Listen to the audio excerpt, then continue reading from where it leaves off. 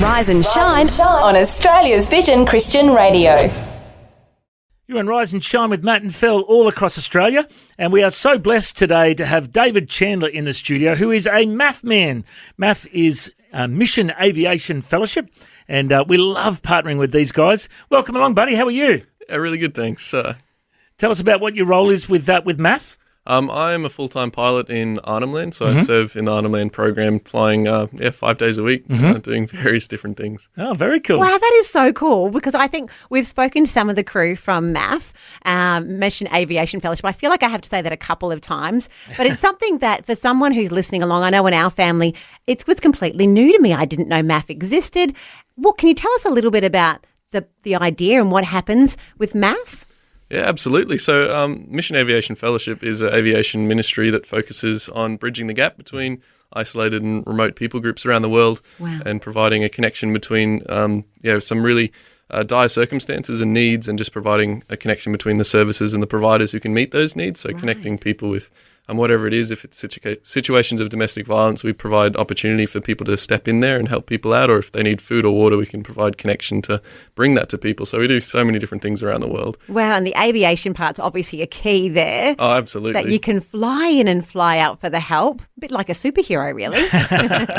David, how did you get involved? I was looking at doing different things with my life when I was younger, and I was like, okay, well, I want to do missions work, and there's so many different skills you can do on the mission field. You could be a carpenter, you could be a chef or a mechanic, or absolutely anything just about.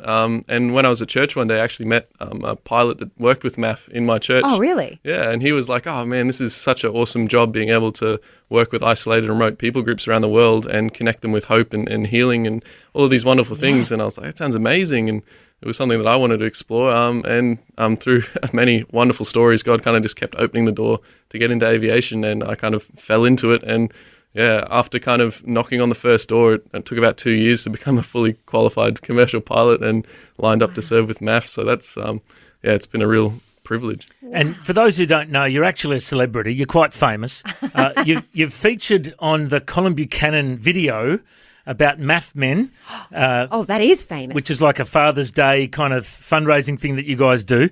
What was it like hanging out with Colin Buchanan when he filmed that video? Oh, it was a blast. Having Colin up in Arnhem Land was just such a wonderful time. So I had him in the back of the plane, and we were doing different shoots for filming. So we were flying out to these little Christian schools out in the middle of the bush, and Colin was in the back of the plane playing his guitar, and they were filming. And so it's kind of got like a little a live performance from Colin, just for flight after flight, just taking him around, and he'd be singing in the back and taking him out to schools and stuff, which was really wonderful to see him engage with the schools out there and do a bit of filming with him. But he's such a lovely man, and it was wonderful. I could just imagine with him in the plane when you're about to land, he's probably going 10, 9, 8, time to land. Did he make up songs? Oh, absolutely. The plane was bouncing as we were flying along. It could be a danger actually having Colin on board. Yeah, that's right. And tell us what it's like where you're based, because you're in Arnhem Land. We do have a whole bunch of vision stations in Indigenous communities around Australia. What's it like where you guys live? It's quite unique. It's very remote, but it's got a very it's got a wonderful little community vibe, and it's a smashing together of these two cultures that don't normally interact as much. But there's a real richness in the Indigenous culture up in Arnhem Land, and we get to be a part of that, and we get to support that community. But the country itself is quite unique. We have 2 seasons throughout the year. It's either everything's flooded and washed out, or everything's on fire and burning, and there's not much in between. So, but it's wonderful up there, and I can't think of a more beautiful place to live. Now, there's a whole bunch of places up there that we can't pronounce.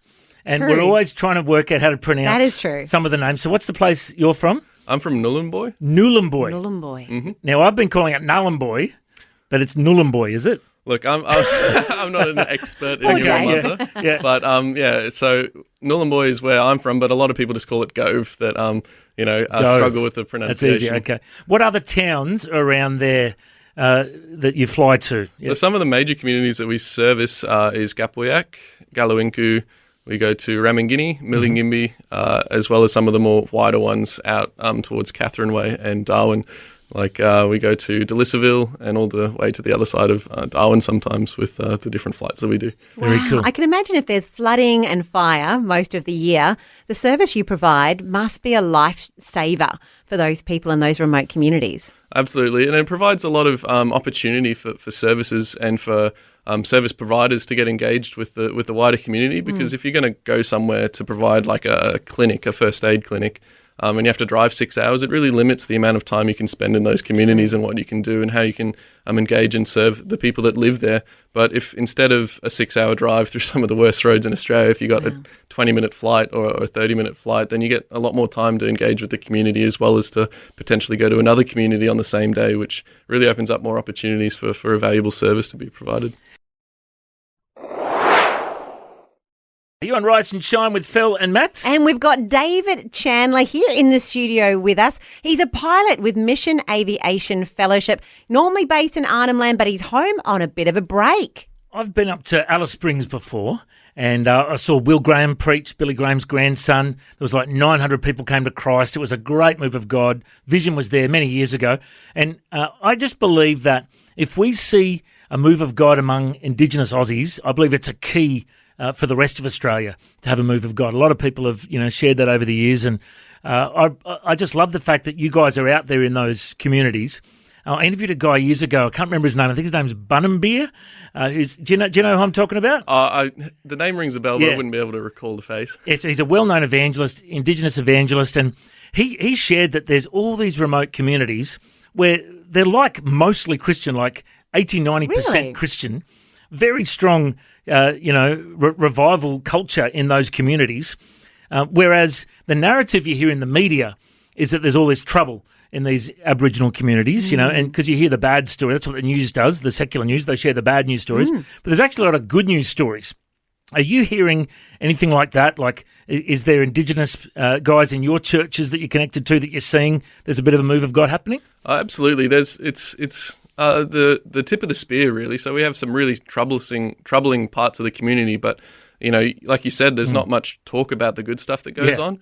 And I think we fly to about 40, 50 different communities up in Arnhem Land, and so many of them, if not most of them, have said to us as MAF pilots, because they know that we're Christians, they know that we do the work for the Lord, and that's why we're ministering and serving in these communities. But they say to us, can you come to our little homeland on a Sunday and run a church service for us? Can you, do some worship and preach and, all of these things? And the problem really is that there's just not enough people that are able to go into those places and provide, teaching and preaching and just loving and caring for these people. But they're crying out for it in all of the homelands, which is so wonderful to hear. And we often get to participate in revival meetings where we just sing and dance all night and praise the Lord. And, and it's really wonderful. But, there's this real cry for, please come and minister to us. But there's just not enough people to meet the need. Dave, if there's someone, I'm imagining my kids are listening to you in the car right now. If there's a kid like mine that says, hey, something about David, I think one day I would love to be a pilot. I would love to work for MAF. I would love to go to these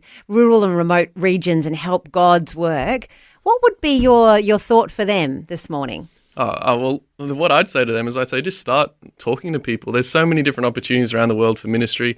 With MAF, my journey really started with just a phone call to the MAF guys in Sydney and just being like, hey, this work you do is pretty cool. How does one get involved? And then they just supported me and have still been supporting me ever since then, just getting me into different work and different roles and training. And it's been the adventure of a lifetime. So I would say don't hold back. If there's something that interests you in missions or in aviation, just start talking to people, and I'm sure God will open up some doors for you. Wonderful. Fantastic. Well, if people want to find out more, they can search up Mission Aviation Fellowship.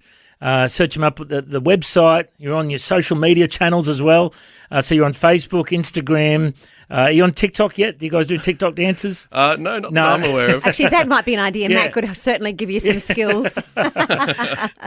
People can search up Mission Aviation Fellowship, and let's pray for workers in the harvest field to join in with MAF.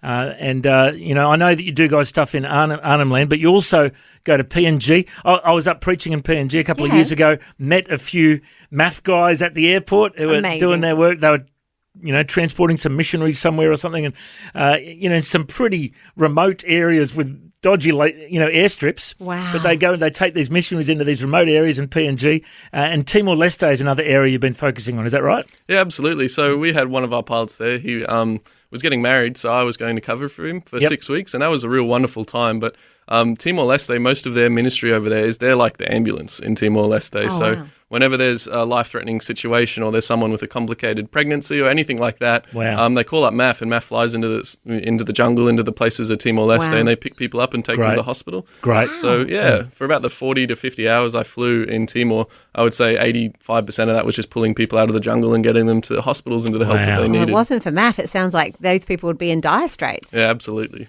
You are a superhero. Amazing.